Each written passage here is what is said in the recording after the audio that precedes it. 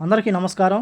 Triple R తర్వాత ఎన్టీఆర్ నటిస్తున్న చిత్రం దేవర కొరటాల శివ దర్శకత్వంలో NTR arts, Yuvasudha arts banners సంయుక్తంగా ఈ చిత్రాన్ని నిర్మిస్తున్నాయి.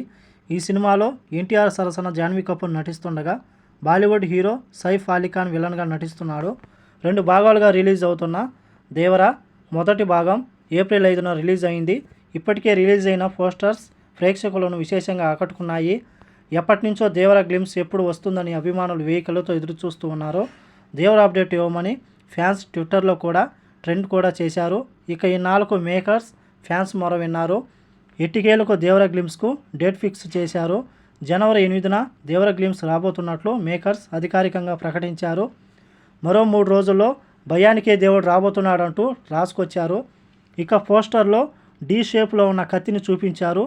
ఈ గ్లిమ్స్ కోసం అభిమానులు ఎన్నో రోజుల నుంచి ఎదురు చూస్తూ ఉన్న విషయం అందరికీ తెలిసిందే. ప్రస్తుతం ఈ పోస్టర్ నెట్టింట వైరల్గా మారింది. ఈ సినిమాపై మొదటి నుంచి ఎన్నో అంచనాలు ఉన్నాయి.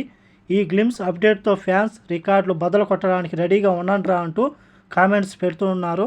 ఈ గ్లిమ్స్లో కొరటాల ఎన్టీఆర్ను ఏ రేంజ్లో చూపించబోతున్నాడో చూడాల్సి ఉంది.